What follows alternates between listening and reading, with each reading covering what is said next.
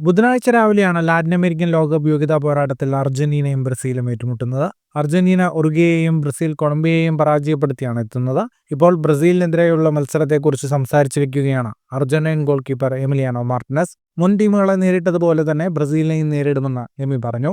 Amy മാർട്ടിനസിന്റെ വാക്കുകൾ ഇങ്ങനെയാണ്: പെറുവിനും ബൊളിവിയയ്ക്കുമെതിരെ ഞങ്ങൾ കളിച്ചതുപോലെ ബ്രസീലിനെതിരെയും കളിക്കും. എല്ലായ്പ്പോഴും എന്ന പോലെ അതേ ബഹുമാനത്തോടും ഉത്തരവാദിത്വത്തോടും കൂടി കളിക്കും, എമി മാർട്ടിനസ് പറഞ്ഞു. ടീമിന്റെ ഐക്യത്തെക്കുറിച്ചും മനോഭാവത്തെക്കുറിച്ചും എമിയുടെ വാക്കുകൾ ഇങ്ങനെ: ആര് കളിച്ചാലും ഞങ്ങൾക്ക് എല്ലായ്പ്പോഴും ഒരേ മാനസികാവസ്ഥയുണ്ട്. ഈ ഗ്രൂപ്പ് വളരാനും കാര്യങ്ങൾ നേടാനും ആഗ്രഹിക്കുന്നുവെന്നും എമി കൂട്ടിച്ചേർത്തു. അർജന്റീനയിലെ എസ്റ്റാഡിയോ മാസ് മോണുമെന്റിൽ ബുധനാഴ്ച രാവിലെ 5:30 സൂപ്പർ പോരാട്ടം. ലാറ്റിൻ അമേരിക്കൻ ലോകകപ്പ് യോഗ്യതാ പോയിന്റ് ടേബിളിൽ 13 മത്സരങ്ങളിൽ നിന്ന് 28 പോയിന്റുമായി അർജന്റീന 1-ാം സ്ഥാനത്താണ്. ബ്രസീൽ 21 പോയിന്റുമായി 3-ാം സ്ഥാനത്തും.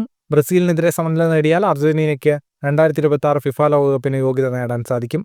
ഫുട്ബോൾ ലോകത്തെ കൂടുതൽ വാർത്തകൾക്കും വിശേഷങ്ങൾക്കുമായി സ്പോർട്സ് കഫേ സബ്സ്ക്രൈബ് ചെയ്യുക.